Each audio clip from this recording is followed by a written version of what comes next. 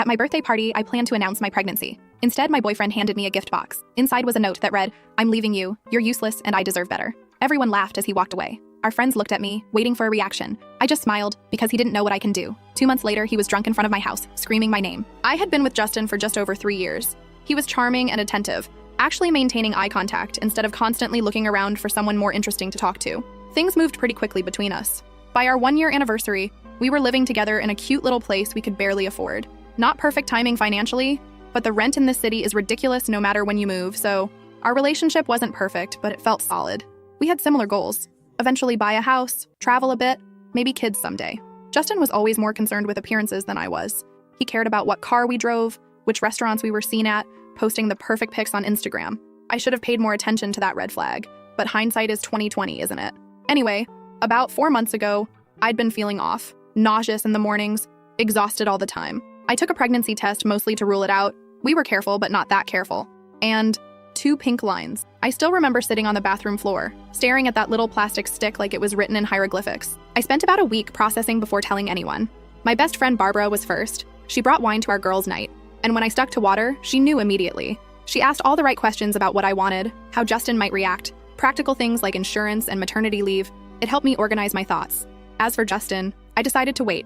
My birthday was coming up in 3 weeks, and it seemed like perfect timing. We'd already planned a small party at our apartment with our closest friends, and I thought it would be special to share the news with everyone I love at once. Again, hindsight. What a witch. The weeks leading up to my birthday were strange. I was dealing with morning sickness, which should really be called all-day sickness BTW, and trying to hide it from Justin. He didn't notice, which I attributed to him being busy. He'd been coming home later, spending more time on his phone, being a little distant. I figured he was stressed about something at work. My birthday fell on a Saturday. I spent the morning setting up while Justin went to pick up the cake, which took him nearly 3 hours, but whatever. Our friends started arriving around 6 p.m. Barbara and her husband, our friends Aaron and Sergio, my cousin Lana, who was visiting, and a few others, including Maria, who I'd known since college. The party was going well. Good food, plenty of drinks, sparkling water disguised as vodka soda for me, music, laughter. I'd planned to make my announcement after cake, and I kept catching Barbara's eye across the room. She'd give me these little encouraging nods that made my stomach flip with nervous excitement. Around 9 p.m., Justin clinked his glass to get everyone's attention. My heart practically stopped. Had he somehow found out? Was he going to steal my thunder? He made this whole speech about how special I was, how lucky he felt to have me in his life, all while looking me directly in the eyes. Then he handed me a small, beautifully wrapped box with a silk ribbon. The room went quiet. Everyone was watching, some with phones out ready to capture the moment. I remember thinking it might be an engagement ring, and having this split second of panic about whether I should still announce the pregnancy if he proposed. Then I opened the box. Inside wasn't a ring. It was a folded piece of paper. I opened it, confused, and read the words that are basically burned into my brain now. "I'm leaving you. You're useless, and I deserve better. Your stuff will be packed by Monday." I looked up at him. Sure, this was some kind of horrible joke, but his expression had completely changed. Cold, distant, almost amused. Then he said loud enough for everyone to hear that we were done, that it had been fun, but he'd outgrown me. And then he laughed, like actually laughed. A few people in the room laughed too, clearly thinking this was some kind of prank we'd planned. But then Justin turned and walked out the front door without another word. The silence that followed was deafening. I stood there, note in hand, pregnancy announcement dying in my throat, while our friends looked between me and the door, waiting for someone to yell, "Just kidding!" But nobody did. Barbara was the first to move. She crossed the room and took the note from my hand, read it, and muttered that he was an absolute bastard. Then everyone started talking at once. Confusion, concern, outrage on my behalf. And me? I just smiled. Not because I wasn't devastated. I was. Not because I wasn't humiliated. I absolutely was. But because in that moment, I realized something crucial. Justin had no idea what was coming. He thought he held all the cards. He thought he'd orchestrated this perfect exit, this public execution of our relationship where he got to be the powerful one. But he didn't know I was pregnant with his child. He didn't know that I'd found his secret credit card statements 2 weeks earlier when I was looking for a stamp in his desk drawer. He didn't know that I'd already seen the texts on his Apple Watch when he was in the shower. He really should have set up 2-factor authentication lol. And most importantly, he didn't know that I'm not the kind of woman who falls apart when pushed. I'm the kind who gets strategic. So I smiled. I thanked everyone for coming.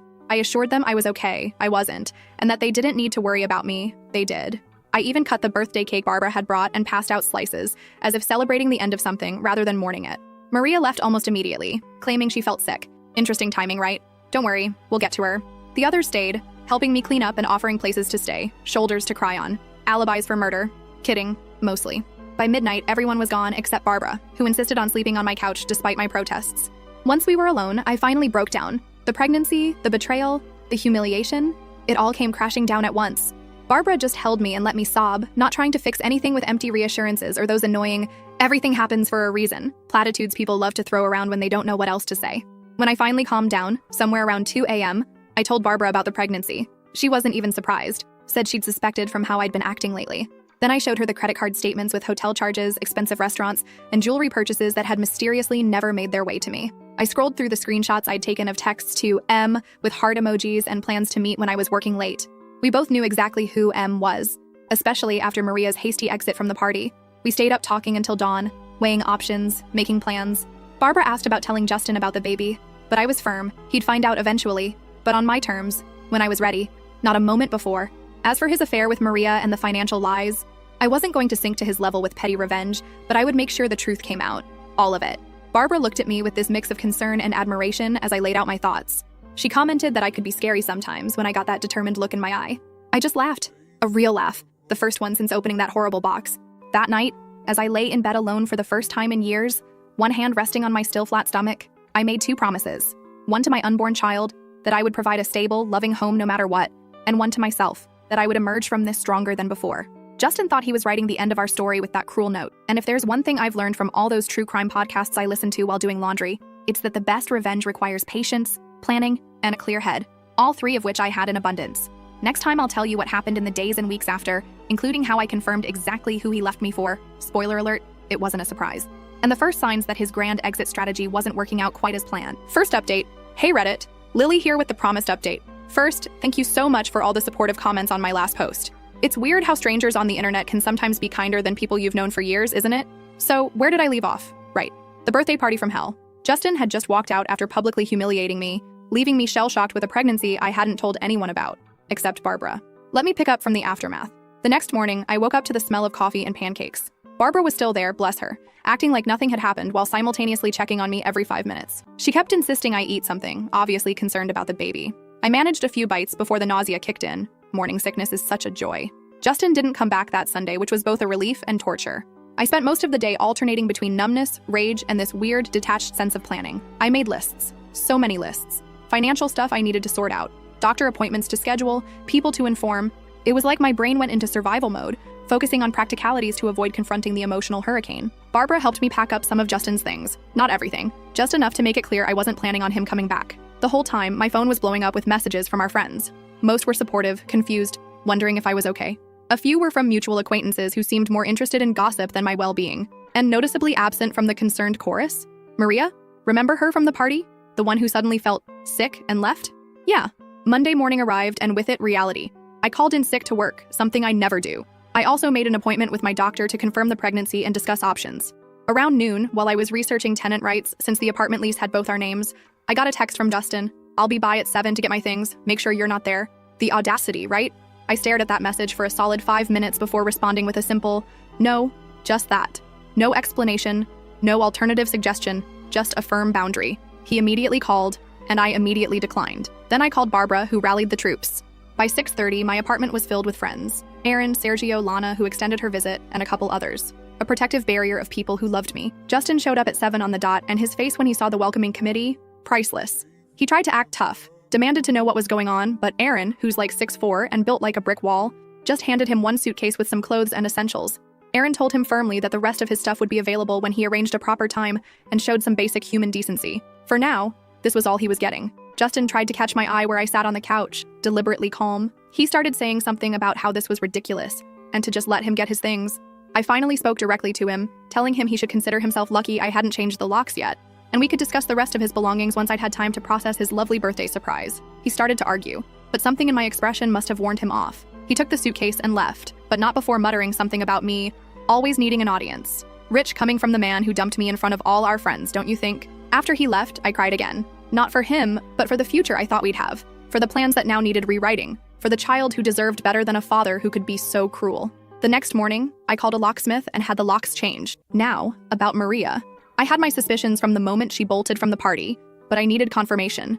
It came from an unexpected source. Sergio texted me Tuesday evening to let me know that Justin and Maria had been seeing each other. He and Aaron had spotted them together 2 months ago, but couldn't be sure it wasn't innocent. He apologized for not telling me sooner. It was like being punched in the stomach and simultaneously feeling vindicated.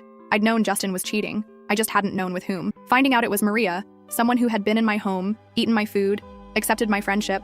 That was a special kind of betrayal. Instead of confronting either of them, I decided to wait, watch, gather information. Maybe I've been listening to too many true crime podcasts, but patience really is key in these situations. Over the next week, I focused on practical matters. I officially confirmed my pregnancy, 10 weeks along. I spoke with a lawyer about the apartment lease and division of assets. Thankfully, we weren't married, so no divorce drama. I froze our joint credit card and opened a new bank account in just my name. Basic protection stuff. What I didn't do was tell anyone except Barbara about the pregnancy. Not yet. It wasn't denial, it was strategy. I needed to get my ducks in a row first. 2 weeks after the birthday disaster, Justin texted again, asking to talk things through and collect more of his belongings. I agreed to meet him at a coffee shop near our apartment. Public place, daytime, on my terms.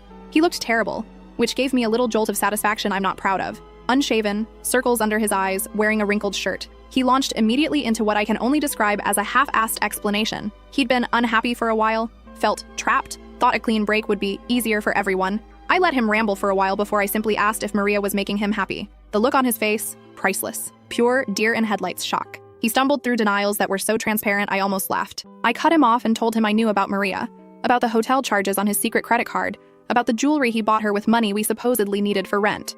I asked him to just be honest for once. He deflated like a punctured balloon. He tried the "it's not what you think" line, but I cut him off again. I told him what mattered now was that he could collect the rest of his things that Saturday at 2 p.m. Aaron would be there to supervise, and after that, I didn't want to hear from him unless it was through my lawyer. His voice actually squeaked when he repeated lawyer. He insisted we didn't need lawyers and could work things out ourselves. I stayed calm, even as my heart raced. I told him we were past that point, that he'd made his choice very clear at my birthday party, and I was just respecting it. As I stood to leave, he grabbed my wrist, not hard, but desperately. He asked about the apartment, specifically how I was going to afford it alone, saying my job barely covered half the rent. And that's when things clicked into place. The real reason for his concern, for this meeting. It wasn't about closure or collecting his things. It was about money. See, what Justin didn't know or conveniently forgot is that I'd been covering more than half the rent for the past year. His income had been drying up, his position more precarious than he admitted. He'd been living beyond his means, using my steady income as a safety net while presenting himself as the primary provider to our friends, and apparently to Maria. I smiled sweetly and told him I'd manage, adding that unlike some people, I actually save money instead of spending it on hotel rooms and jewelry. The color drained from his face. He knew I knew everything. I walked out of that coffee shop feeling lighter than I had in weeks. Not because I'd won some relationship battle, but because I finally saw Justin clearly for who he was. A man who cared more about appearances than substance, who lied to make himself seem more successful than he was, who abandoned me when I no longer served his narrative. Saturday came, and as arranged, Aaron supervised while Justin collected more of his stuff. I made myself scarce, spending the day at a prenatal yoga class. Highly recommend for anyone dealing with stress during pregnancy, by the way. When I returned, the apartment felt emptier but somehow more mine. I started rearranging furniture that evening, reclaiming the space. Over the next few weeks, I settled into a new routine. Work, doctor appointments, prenatal vitamins, careful budgeting. I wasn't just surviving. I was planning for a future that looked different but not necessarily worse than what I'd envisioned before. As for Justin and Maria, well, their romance wasn't exactly thriving. Through the grapevine, okay? Through Sergio, who heard from his cousin who works at the restaurant where they frequently argued in public, I learned that Maria was growing increasingly unhappy with her prize. Apparently, Justin had painted himself as much more financially stable than he actually was. Big surprise, right? The first real crack appeared about a month after our coffee shop meeting. I was at the grocery store, carefully comparing prices on prenatal vitamins, when I literally bumped carts with Maria.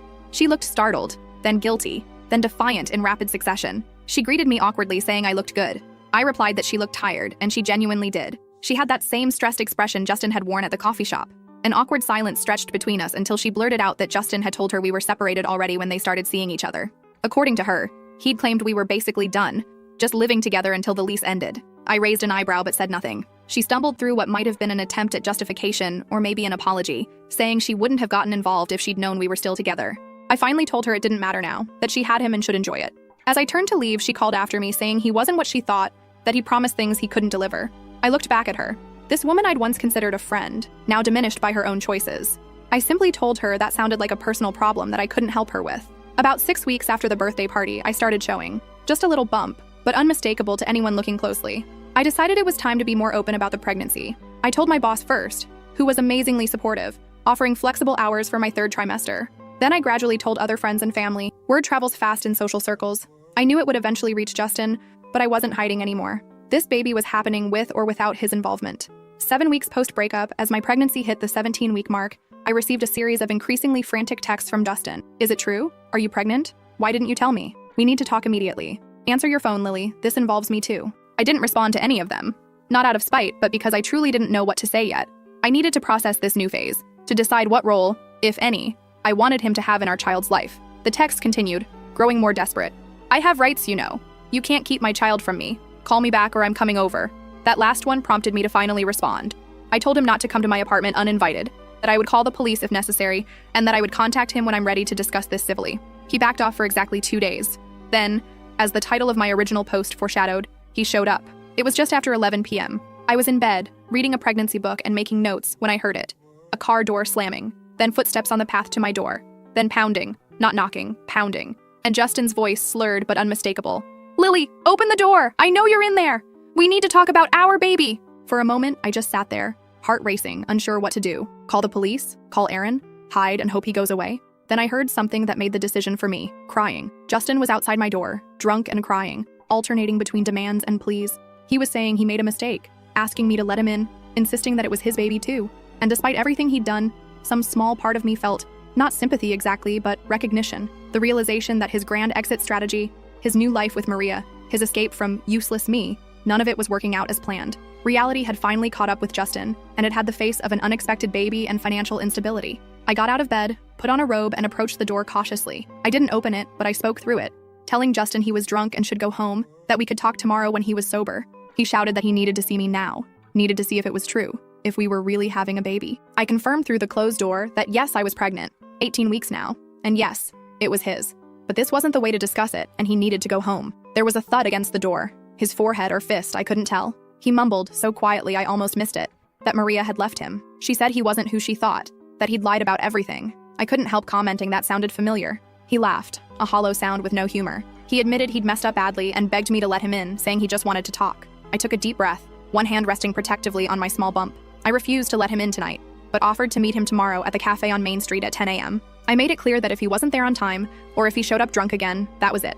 No more chances. He was quiet for so long I thought he might have passed out. Then, softly, he agreed. Tomorrow, 10 a.m. He promised he'd be there. I heard him walk away, his footsteps uneven. A car engine started. Not his, thankfully. He'd called a ride. At least he'd done one responsible thing. As I climbed back into bed, my phone lit up with a text from him. I'm sorry for everything. For the party. For the note. For tonight. I'll make it right somehow. I didn't respond. Words were easy. Justin had always been good with words. But I needed actions now, especially with a baby on the way. Did I still love him? No. That died the moment he humiliated me in front of our friends. Did I hate him? Not anymore. Hate requires energy I needed for other things. I would meet him tomorrow. I would listen. I would set boundaries. And I would decide, not based on his needs or wants, but on what was best for me and my child. Second update. Hey Reddit. Sorry for the wait. Life has been interesting. So remember where we left off? Justin showing up drunk at my apartment after finding out about the baby? Well, I promised to meet him at that cafe the next morning, and TBH, I half expected him not to show. But there he was at 9:55 a.m., looking like absolute trash, and I mean that in the most objective way possible. Bloodshot eyes, same clothes as the night before, and this nervous energy that made him keep jiggling his leg under the table. The table was, literally, shaking. The first thing I noticed was he'd already ordered me a decaf latte, which, okay, thoughtful, I guess. Except I've switched to herbal tea since getting pregnant because coffee makes me nauseous now. Small detail, but it kind of summed up everything about Justin, making assumptions about what I need without actually paying attention. Anyway, that meeting was a lot. He started with apologies, lots of apologies. Sorry for the birthday humiliation. Sorry for cheating. Sorry for the financial lies. Sorry for showing up drunk. It was like watching someone frantically check boxes on an I messed up form. I just sipped my tea, ordered to replace the unwanted latte, and let him talk himself out. There's something weirdly empowering about staying silent when someone expects you to respond, you know? When he finally ran out of steam, I asked the only question that mattered. What exactly did he want? He seemed thrown by the directness. Started rambling about wanting to be involved and do the right thing, and maybe we could try again. I actually laughed at that last part. Not meanly, just genuinely surprised that he thought reconciliation was on the table. The conversation got real when I laid out how things would work going forward. I told him I'd already consulted a lawyer about child support and custody arrangements. His face when I mentioned the lawyer again, LOL. It was like watching someone realize they're actually in the deep end of the pool when they thought they were just dipping their toes. I explained that I wasn't keeping him from his child, but that trust had to be rebuilt from the ground up. That meant scheduled visits, financial responsibility, and consistently showing up, not just when it's convenient or Instagram-worthy. He kept trying to steer the conversation toward us as a couple, and I kept steering it back to us as co-parents. Eventually, he got frustrated, saying I was being cold and calculated. I pointed out that cold and calculated is exactly what his birthday note had been. The difference was I was being cold and calculated to protect our child, while he'd done it to protect his ego. That shut him up. Before I left, I handed him a folder containing info on the baby, ultrasound pics, due date, doctor details, along with what my lawyer had drafted regarding child support. Told him to review it, consult his own lawyer if needed, and let me know his thoughts once he'd had time to process. As I stood to leave, he grabbed my wrist again. Seriously, what is it with the wrist grabbing? And asked if Maria knew about the baby. I told him that wasn't my information to share, but that I hadn't gone out of my way to tell her. Then I gently but firmly removed his hand and walked out. Over the next few weeks, things got calmer. I focused on setting up the nursery, which basically meant converting half of my bedroom into baby central. Crib from IKEA that took me and Barbara 3 hours to assemble. Those instructions should come with a translator, I swear. Changing table from a secondhand store, and this adorable mobile with little stars that my mom sent. I'd been putting money aside aggressively, picking up some extra work editing social media content on weekends. Nothing glamorous, but it helped bridge the gap Justin's contribution had left. My mom also sent some money to help, which was both touching and slightly uncomfortable. I've always been independent, you know? Meanwhile, Justin was processing. He'd text occasionally asking about the baby or requesting pictures of the nursery progress. I'd respond factually, but keep emotional distance. Sometimes he'd try to veer into personal territory, asking if I was seeing anyone, nope, or mentioning some show we used to watch together. I'd gently redirect. Then came the incident. Yes, it deserves capital letters. I was at Target on a Saturday afternoon, loading up on diapers. You can never have too many, according to every mom blog ever. When I literally bumped carts with Maria. Again, what are the odds?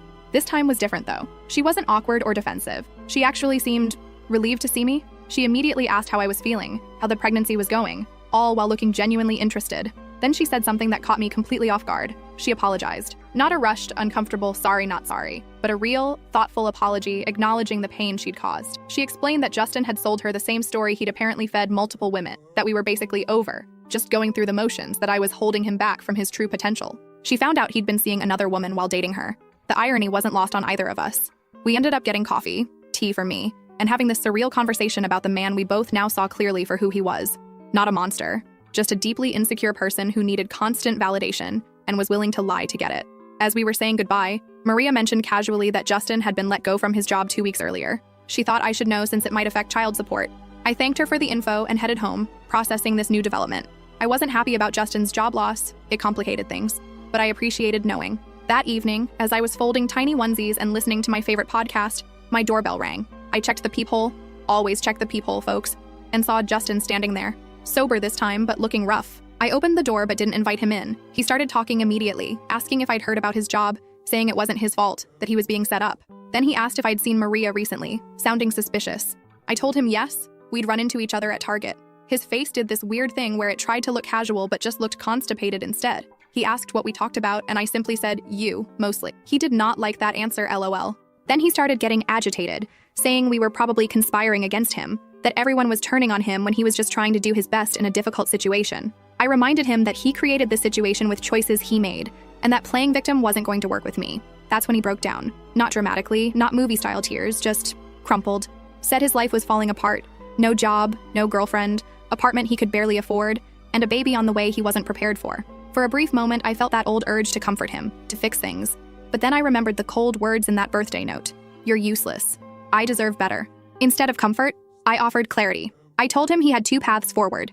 Continue the pity party and lose everything, or step up, take responsibility, and rebuild. For the first time since this whole mess started, Justin really listened.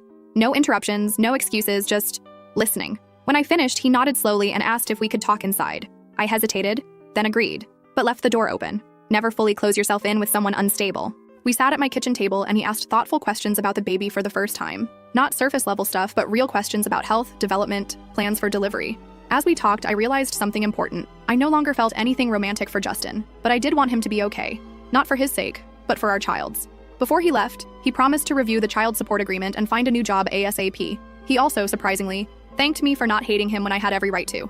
I told him hate takes too much energy, and I was saving my energy for more important things now. The next few weeks brought subtle changes. Justin found a new job, paying less, but steadier. He signed the child support agreement without argument.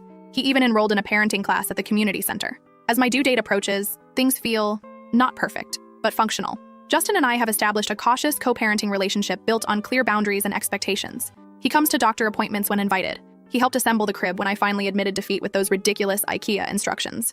Last week, at 7 months pregnant, I received a package from him. Inside was a journal, not expensive, just simple and practical, with a note that said, "For your thoughts, plans, and all the true crime podcast notes you want to write, you were never useless."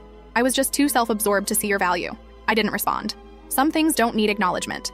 But I did start using the journal, mostly to document this journey so I can someday tell our child the complicated, messy, very human story of how they came to be. Next time, I'll update you on the birth, coming soon, and how Justin handled the reality of actually becoming a father. Because if there's one thing I've learned through all this, it's that people can surprise you. Sometimes with their cruelty, sometimes with their growth, but always with their humanity. Last update. Hey Reddit fam. It's been so long since my last update that some of you probably forgot about me, lol. A lot has happened, and I've been meaning to post, but having a newborn doesn't exactly leave you with tons of free time or functioning brain cells. So, the baby is here. Little Zoe arrived 6 weeks ago weighing 7 pounds, 4 ounces, with a full head of dark hair and her father's chin. The only feature of his, I'm not mad about her inheriting TBH. Labor was, well, let's just say all those YouTube birth vlogs I binged did not prepare me for the reality. 32 hours, people. 32 hours. The funny thing is, during those endless hours of contractions, I kept thinking about how much I'd changed since that birthday party from hell. 8 months ago, I was a woman standing in shock with a breakup note in my hand. Now I was bringing a whole human into the world. Life comes at you fast, doesn't it?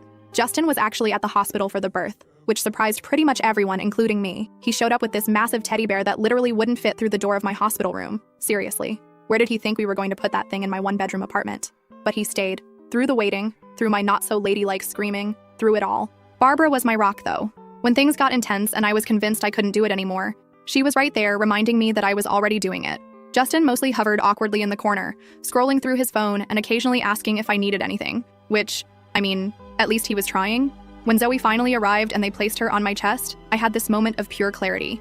Everything we go through, all the heartbreak, betrayal, uncertainty, it all led to her. And I wouldn't change a single step of the journey. Justin cried when he held her. Not movie star tears, but this awkward, trying not to but can't help it kind of crying that made his nose run and his face blotchy. It was the most genuine emotion I'd seen from him in our entire relationship. The first few weeks at home were a blur of diaper changes, feeding struggles, and sleep deprivation unlike anything I've ever experienced. My mom came to stay for 2 weeks, which was both a blessing and a challenge. She kept reorganizing my kitchen cabinets because apparently my system makes no sense. But seriously, who puts colanders with the pots instead of with the strainers? That's just chaotic. Justin has been surprisingly present. Not in a live-in father way, but he comes by 3 times a week for scheduled visits. Sometimes he brings useful things like diapers or takeout. Other times he brings ridiculous baby clothes that are completely impractical but admittedly cute.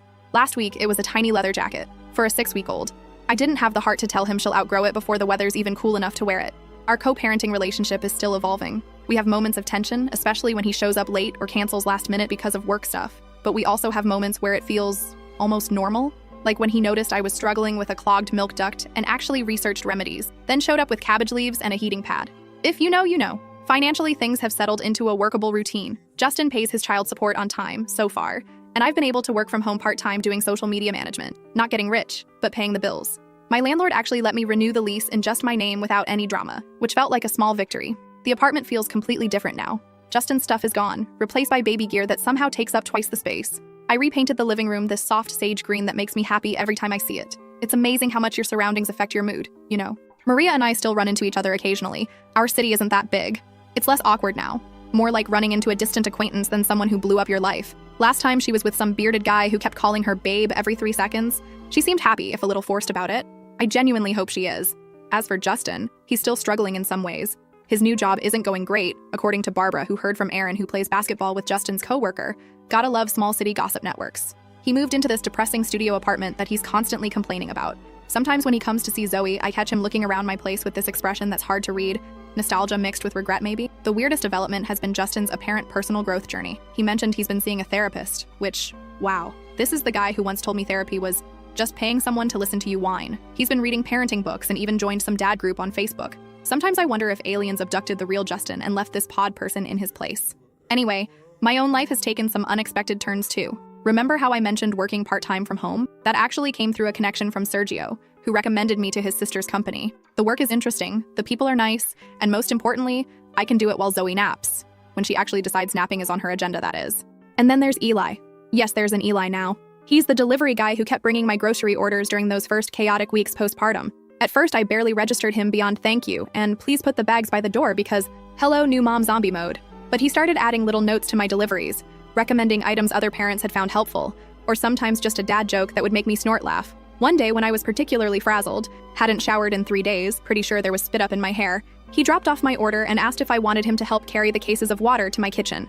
I hesitated. Strange man in my apartment and all that, but something about him felt safe. As he helped put away the groceries, we started talking. Turns out he's finishing his degree in environmental science, delivering groceries to pay the bills. He has a younger sister with 2 kids that he helps with regularly, which explains why he didn't run screaming from my disaster zone of an apartment. We exchanged numbers in case there were any issues with future deliveries. We both knew that was BS, but it was a comfortable fiction. We've been texting, and he's come by for coffee a few times.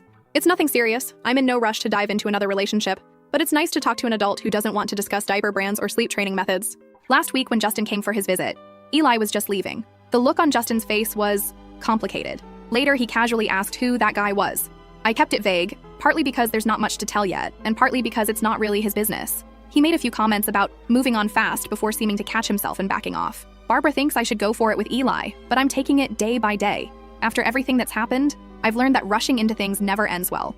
Besides, Zoe is my priority right now. Dating as a single mom is a whole different ballgame, and I'm still learning the rules. Speaking of Barbara, she's been my constant through all of this. When I'm overwhelmed and convinced I'm failing at motherhood, she brings over iced coffee, my first love, finally back in my life now that breastfeeding is going better, and reminds me that all new parents feel this way. She takes Zoe for a few hours sometimes so I can shower, nap, or just stare at a wall in blessed silence. Yesterday was actually my birthday, 1 year since the box that changed everything. Instead of dwelling on that memory, I had a small gathering at my place. Barbara and her husband, Aaron and Sergio, my cousin Lana, and a few other close friends. Justin stopped by briefly to drop off a gift, a surprisingly thoughtful bracelet with Zoe's birthstone, but didn't stay. As I looked around at my little apartment filled with people who truly care about me, at my daughter sleeping peacefully in her bassinet, at the life I've built from the ashes of what I thought I wanted, I felt something I hadn't expected: gratitude. I don't know what the future holds. Maybe Eli will become something meaningful. Or maybe he'll just be a brief, kind chapter in this story. Maybe Justin will continue growing into a decent co-parent, or maybe he'll revert to old patterns. Maybe I'll stay in this apartment forever, or maybe I'll eventually find a house with a yard for Zoe to play in. What I do know is that I'm not the same woman who stood holding that note on her birthday last year. That woman was shattered but determined. This woman is rebuilt, stronger at the broken places. So I guess if there's any moral to this long, messy story, it's that sometimes the worst thing that happens to you can lead to the best version of yourself. Not immediately, not easily, but eventually. P.S. If you're wondering what happened to that giant teddy bear Justin brought to the hospital, it's currently serving as a barricade to keep Zoe from rolling off my bed when I need to put her down for 2 seconds to pee. So, I guess it found its purpose after all. For those asking what happened to the infamous breakup note, I kept it. It's in a memory box in Zoe's closet, along with her hospital bracelet, first lock of hair, and the positive pregnancy test. Someday, when she's old enough, we'll tell her the whole story. Not to burden her, but because it's part of her history too.